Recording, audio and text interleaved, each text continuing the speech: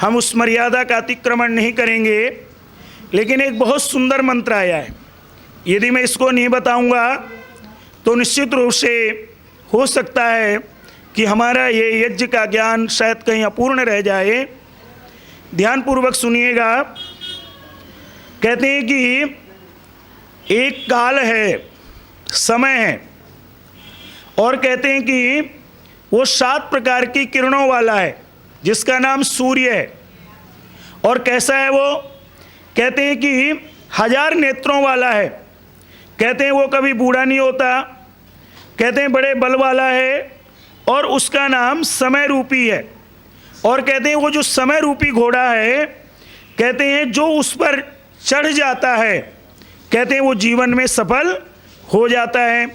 एक छोटे से उदाहरण से इस मंत्र को समझिएगा। मैंने एक जगह एक चित्र देखा। उस चित्र में क्या था? कहते हैं कि चित्र में जो व्यक्ति था उसका मस्तक उसके बालों से ढका हुआ था, उसका मुख जो है उसके खुले बालों से ढका हुआ था, उसका सिर गंजा था, पैरों में पंख लगे थे।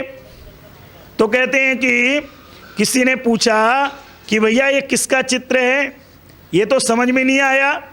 तो कहते हैं कि जो समझदार लोग थे उन्होंने बोला कि देखिए ये चित्र समय का है, ये अवसर का चित्र है। क्या तात्पर्य था?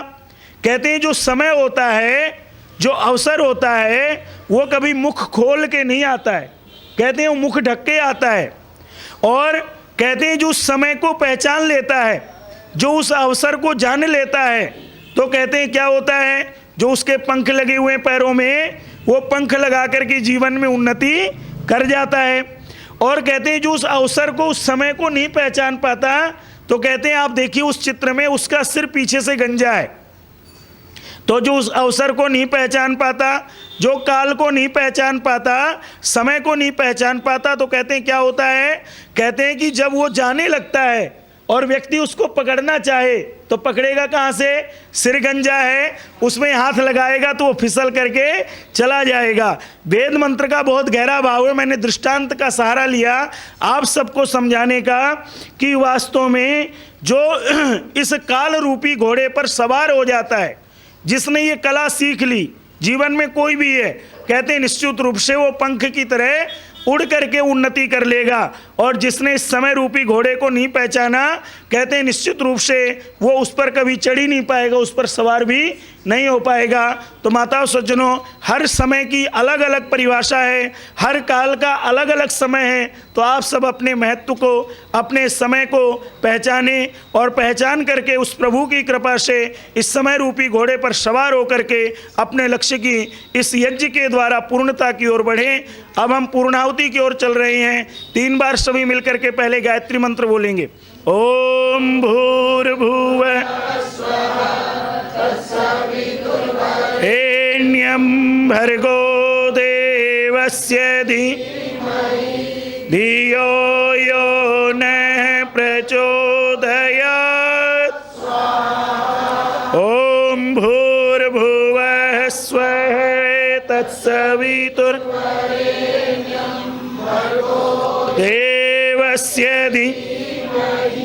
धियो यो नः प्रचोदयात्।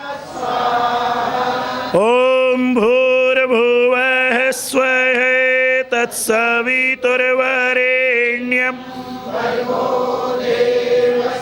धीमहि धियो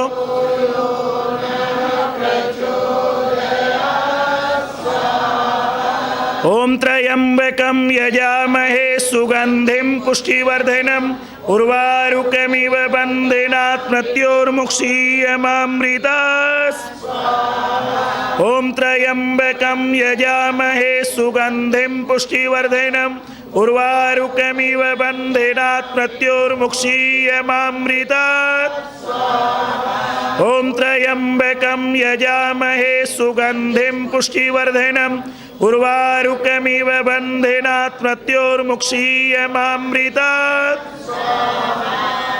आप अपने साथ जो पुष्कल सामग्री, कोई नारियल का जो गोला वगैरह जो कुछ भी लाए हैं, कृपया वो अपने हाथों में ले लीजिए। और तीसरी बार जब हम पूर्णाहुति करेंगे तो उसको बड़े श्रद्धापूर्ण भाव से यज्ञ कुंड के मध्य में स्थापित कर दीजिएगा। ओम पूर्णमदे पूर्णमिदं पूर्णात् पूर्णमुदच्यते पूर्णस्य पूर्णमादाय पूर्णमेवावशिष्यते। ओम सर्वं वै पूर्णं स्व ओम सर्वं वै पूर्णं स्व ओम सर्वं वै पूर्णं स्व। जो यजमान है वो घृत इसमें छोड़ दीजिएगा, चाहे खड़े होकर के छोड़ दीजिए। ओम वशो पवित्रमसि सतधारम वशो पवित्रमसि सहस्त्रधारम देव